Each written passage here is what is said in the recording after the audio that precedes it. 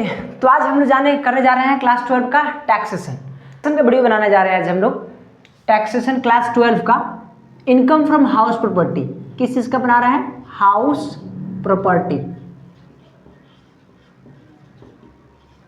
इसका जो सेक्शन है क्लास 12 के एग्जाम के लिए जो ज़्यादा ज़रूरी होता है, एमसीक्यू में पूछ देता है कि कौन सा सेक्शन में पड़ता है। तो इसका जो सेक्शन होता है वो है सेक्शन 22 से 27 के बीच में पड़ता है।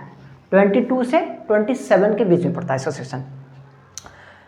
तो सबसे पहले जो हमने हेडिंग लगाया है, कौन सा चीज़ बना रहे हैं, तो इनकम फ्रॉम हाउस प्रॉपर्टी। तो हाउस प्रॉपर्टी से जो इनकम होगा उस पर टैक्स कैलकुलेट करना है, यानी कैलकुलेट करना है कि कितना रुपया इनकम हो रहा है जिस पे हम टैक्स देंगे। तो सबसे पहले इसमें हमको जानना है कि हाउस किसे कहते हैं। ये चीज़ जानना जरूरी है कि हाउस प्रॉपर्टी कर रहे हैं तो हाउस किसे कहते हैं। अगर यही पता नहीं हो तो समस्या है। तो हाउस किसे कहते हैं, सबसे पहले ये जानिए। हाउस का मतलब क्या होता है। हाउस का मतलब होता है जहाँ हम रहते हैं उसको घर कहते हैं, यानी हाउस मतलब घर, जहाँ रहते हैं उसको घर कहते हैं। तो अगर सोचिए कि हम जहाँ रह रहे हैं, यानी इस बिल्डिंग में रह रहे हैं तो ये बिल्डिंग मेरा घर है। सिनेमा हॉल क्या हो गया, सिनेमा हॉल में तो नहीं रहते हैं तो क्या घर नहीं है। डांस जहाँ सीखते हैं, क्लब वगैरह मान लीजिए, क्या वो घर नहीं है, क्या घर है वो कि घर नहीं है, वहाँ तो नहीं रहते हम लोग। बोट हाउस, जैसे मान लीजिए कि कश्मीर वगैरह में जाइएगा ना, कश्मीर या कोई जगह ऐसा होता है जहाँ पे नाव वगैरह होता है, नाव में घर बना होता है, तो क्या उसको घर में माना जाएगा कि नहीं माना जाएगा। तो ये सब चीज़ हम लोग जानेंगे इस वीडियो में, बने रहिए। तो सबसे पहले होता है हाउस किसे कहते हैं, ये जान लेते हैं तो बाकी सब ऑटोमेटिक क्लियर हो जाएगा कि बोट वाला घर है कि नहीं, क्लब घर है कि नहीं, सिनेमा हॉल घर है कि नहीं, बिल्डिंग घर है कि नहीं, सब कुछ क्लियर हो जाएगा। खाली हाउस का डेफिनेशन जानने मात्र लेट है। तो सबसे पहले हाउस का मतलब होता है एक जमीन होना चाहिए। हाउस का मतलब क्या होना चाहिए, एक जमीन। उस जमीन पे 4 दीवार होना चाहिए। 4 दीवार के साथ साथ एक छत होना चाहिए। छत कहने का मतलब है करकट का भी हो सकता है, प्लास्टिक का भी हो सकता है, टाली का भी हो सकता है, छत भी हो सकता है। तो पहले नंबर तो जमीन होना चाहिए। उस जमीन पे 4 दीवार होना चाहिए। और सिर्फ 4 दीवार होने से घर नहीं हो जाएगा, उसके ऊपर छत भी होना चाहिए। क्योंकि 4 दीवार अगर दे देते हैं, मान लीजिए लैंड है, इस लैंड पे चारों तरफ घेर दिए तो बाउंड्री हो गया, घर थोड़ी हुआ। तो घर बनाने के लिए क्या चाहिए, ऊपर रूफ होना चाहिए, यानी छत होना चाहिए। तो अगर मैं घर का सटीक डेफिनेशन बताऊं तो क्या होगा, एक जमीन जो चारों तरफ से घिरा हो, ऊपर एक छत हो, उसे घर कहते हैं। इसको थोड़ा इंग्लिश में जानते हैं, a land surrounded by walls. एक जमीन जो चारों तरफ से दीवार से घिरा हो, a land surrounded by walls with a roof, एक छत होना चाहिए, नोन एज हाउस। एक जमीन जो चारों तरफ से घिरा होना चाहिए एक छत के साथ, उसे घर कहते हैं। क्लियर है। तो हाउस समझ में आ गया। अब बताइए, तो जो बोट पे था जहाज वाला घर, क्या वो घर कहलाएगा, नहीं कहलाएगा भाई। चारों तरफ दीवार है लेकिन जमीन नहीं है, क्योंकि तो पानी में तैरता है, जमीन ही नहीं तो बेसलेस है। तो हाउस का डेफिनेशन में नहीं आया, यानी वो घर नहीं है। सिनेमा हॉल क्या है, घर है, क्योंकि जमीन है, चारों तरफ से घिरा हुआ है, छत है, तो सिनेमा हॉल घर में आएगा। क्लब घर में आएगा, डांस हॉल घर में आएगा, ये सब कुछ घर माना जाएगा। बात में आ गया। अब घर माना जाएगा, ठीक है। अब इनकम कैसे होगा, इनकम का कोई साधन बताइए, किस तरीके से इनकम होता है। तो देखिए, पहले नंबर तो ये 3 तल्ला बिल्डिंग है, मान लीजिए ये मेरा बिल्डिंग है। सबसे पहले आपको ओनर होना पड़ेगा, तभी आप इनकम फ्रॉम हाउस प्रॉपर्टी के टैक्स वही देता है जो मालिक होता है। जो मालिक नहीं रहेगा वो टैक्स नहीं देगा, सिंपल बात। तो इस बिल्डिंग का मैं मालिक हूँ, ठीक, इस बिल्डिंग का मैं मालिक हूँ। अब इस बिल्डिंग का मैं मालिक हूँ तो यहाँ पे मैं रहता हूँ खुद, यहाँ पे रेंट पे लगा रखा हूँ, इसको भी रेंट पे लगा रखा हूँ, ठीक है। यहाँ पे मैं खुद रहता हूँ, इसको रेंट पे दे रखा हूँ, इसको रेंट पे दे रखा हूँ। तो घर से इनकम हो रहा है ये 2 फ्लोर से, 1 फ्लोर से तो इनकम नहीं हो रहा है। तो इस पे टैक्स नहीं लगेगा, बाकी दोनों पे टैक्स लगेगा। ठीक है, बात समझ में आया। सर ये कि मेरा एक बिल्डिंग है, ठीक है, ये 3 तल्ला का मेरा बिल्डिंग है। इस बिल्डिंग के चारों तरफ से ना जमीन थोड़ा छूटा हुआ है, ऐसे जमीन वैकेंट लैंड है, लेकिन जमीन से टच किया हुआ है। इस जमीन में क्या करता हूँ ना मैं, इस प्रकार से ना ऐसे थोड़ा सा छज्जा ऊपर से दे दिया ताकि कैटल वगैरह यहाँ रख सके। कोई जानवर वगैरह अगर मैं रखता हूँ ना तो इसके अंदर में इसे बांध देता हूँ, ऊपर से थोड़ा सा बाउंड्री हाइट कर दिया और करके वहाँ पे कैटल वगैरह बांध देता हूँ। इधर पार्किंग जोन बना दिए कि जो आएगा इधर से अपना पैसा, इधर से मेरा अर्निंग होगा, ठीक है, और नॉर्मल इधर जाने का रास्ता है। तो इस जमीन से जो मेरा इनकम हो रहा है, यहाँ से इनकम हो रहा है, जो इनकम हो रहा है, ये इनकम किस हेड में लिया जाएगा? हम लोग 5 हेड पता है, income from salary, income from house property, income from business and profession, income from capital gain, income from other sources. ये 5 हेड हम लोग को पता है। तो ये जो इनकम होगा पार्किंग से वो किस हेड मिलेंगे हम लोग? तो सुनिए, अगर कोई जमीन किसी घर से टच है, टच अगर है, तो इस जमीन से होने वाला इनकम फ्रॉम हाउस प्रॉपर्टी में जाता है।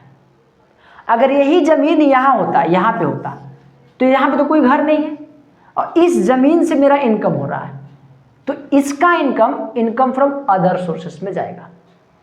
अब बोलोगे कि वैकेंट लैंड से किस प्रकार का इनकम हो सकता है? वैकेंट लैंड से बहुत प्रकार का इनकम हो सकता है। पहला नंबर क्या? पार्किंग कर दीजिए, लोग आएंगे गाड़ी लगाएंगे, यहाँ से पार्किंग से इनकम होगा। दूसरा क्या होगा? मान लो कि यहाँ पे ज़मीन जो है ना मेरा मेन रास्ता पे है, ऐसे मेन रास्ता पे है, मेन रास्ता पे ज़मीन है, ठीक है।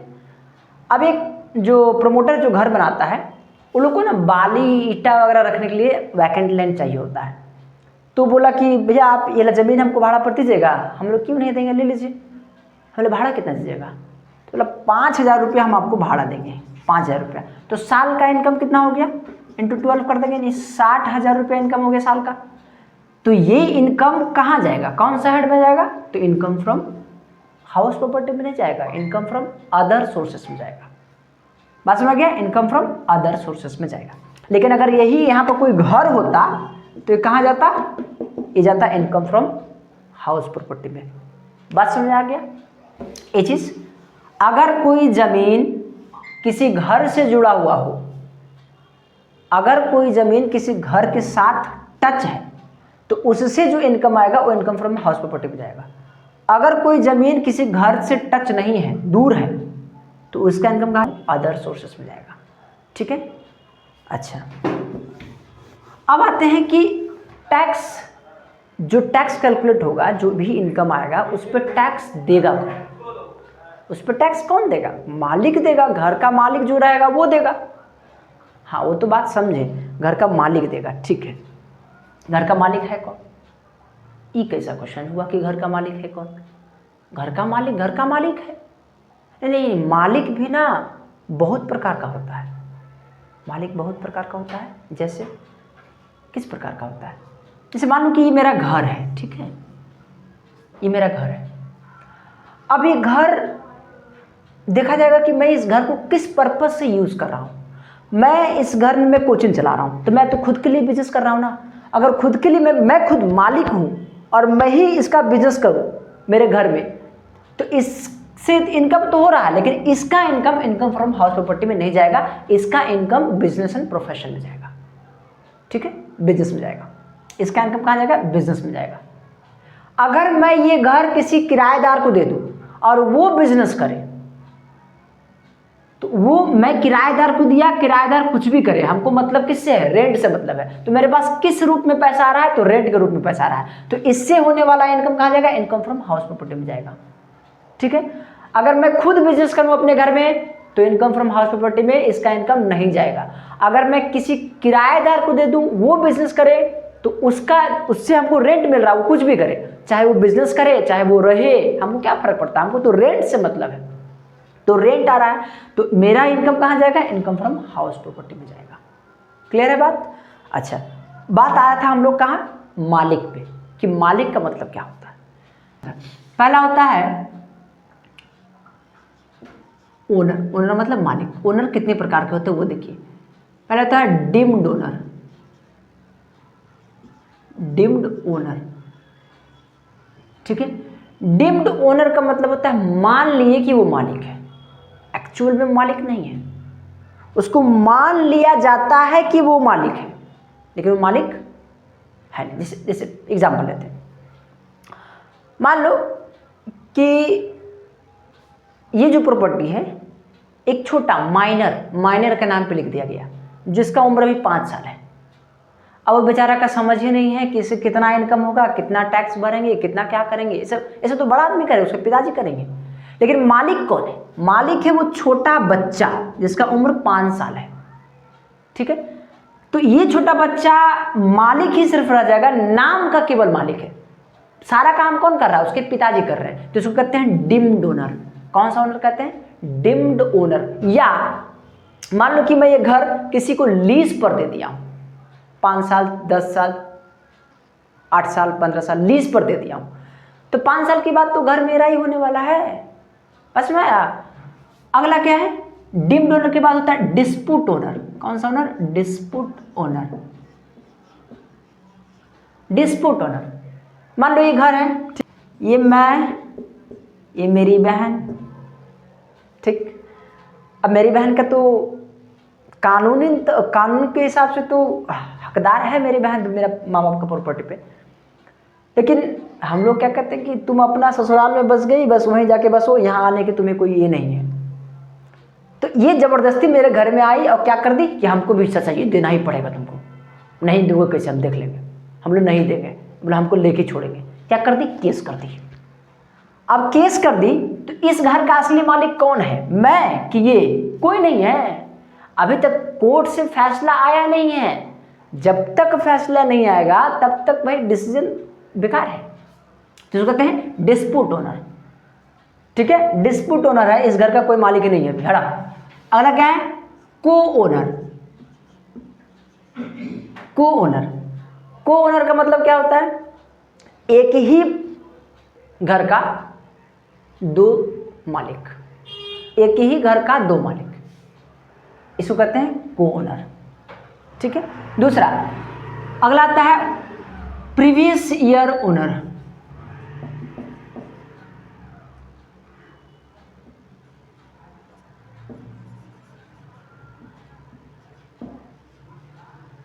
मान लो प्रीवियस ईयर ओनर क्या होता है?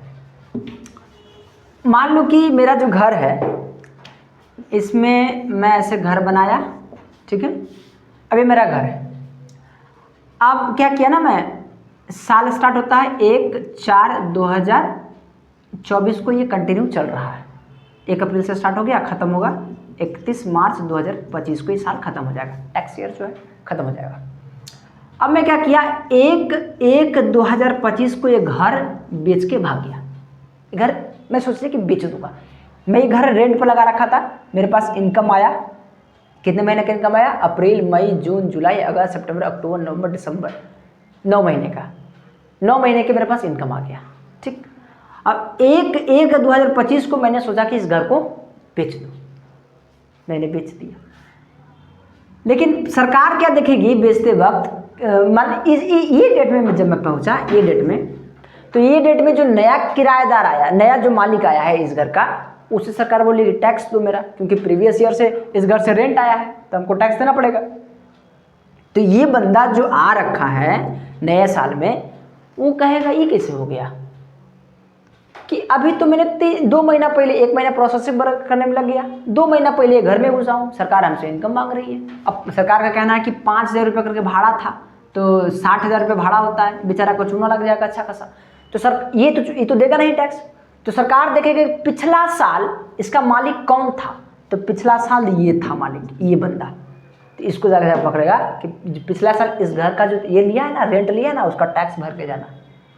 तो जो पिछले साल मालिक रहेगा वो घर का पैसा, घर का जो इनकम हुआ उस पर टैक्स भर के जाएगा। इसको कहते हैं प्रीवियस ईयर का ओनर कौन था, ये बताइए आप हमको। ठीक है, तो ये ओनर हम लोगों ने पढ़ लिया कि ओनर कौन होता है, कैसे होता है, किस प्रकार का होता है, और भी जो आप लोग का भी सिलेबस में उतना नहीं है। ठीक है, चलिए मैं इसको मिटाता हूँ और आगे बढ़ते हैं। कि मान लो कि मेरा बिल्डिंग है, ठीक है, ये मेरा बिल्डिंग है, ये 3 तल्ला मेरा बिल्डिंग। अब इस बिल्डिंग में क्या करता हूँ, मैं रेंट पर लगा दिया हूँ। ध्यान समझिएगा, इस बिल्डिंग को मैं रेंट पर लगा दिया हूँ। रेंट लगाया हूँ किसको, स्टूडेंट्स को दिया हूँ रेंट, यानी पीजी जिसको कहते हैं पेइंग गेस्ट। अब उसको मैं सुबह का नाश्ता, दोपहर का भोजन, रात का भोजन सब प्रोवाइड करता हूँ, और सब मिला करके 10,000 रुपया पर स्टूडेंट में चार्ज करता हूँ। पर स्टूडेंट 10,000 रुपये चार्ज करता हूँ, यानी पीजी खोल कर रखा हूँ। क्या खोल कर रखा हूँ, पीजी, पेइंग गेस्ट। तो ये बताइए कि इससे जो इनकम आएगा वो मेरा कहाँ जाएगा, इनकम फ्रॉम हाउस प्रॉपर्टी में जाएगा या इनकम फ्रॉम बिजनेस में जाएगा।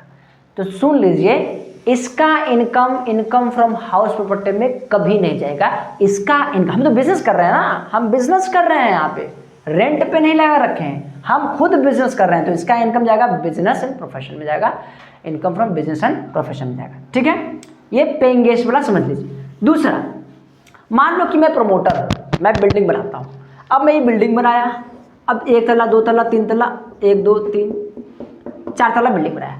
अब ये फ्लैट मेरा बिक गया, ये फ्लैट मेरा बिक गया, ये फ्लैट मेरा बिक गया, ये फ्लैट मेरा नहीं बिका। इसको स्टॉक इन ट्रेड कहते हैं, स्टॉक इन ट्रेड। यानी एक फ्लैट जो है, यहाँ पे 2 फ्लैट है, एक इधर एक इधर, ये मेरा हाथ में अब तक बिका नहीं है। अब क्या किया ना, मैंने इसको रेंट पर लगा दिया। बोला क्यों ऐसा रखा रहेगा, नॉर्मल रेट पर लगा देते हैं, जब बिकेगा तब हटा देंगे किराएदार को। तो उससे जो इनकम आ रहा है, ये इनकम कहाँ जाएगा, ये इनकम जाएगा इनकम फ्रॉम हाउस प्रॉपर्टी में। बात समझ आ गया, इनकम फ्रॉम हाउस प्रॉपर्टी में जाएगा। चलिए, ये हमने समझ लिया। अब आगे समझते हैं सम्स किस तरीके से बनाया जाता है। सम्स बनाने से पहले कुछ कुछ चीज़ों को जानना उतना ही ज़रूरी है जितना ज़रूरी अभी डेफिनेशन जानना था घर के बारे में।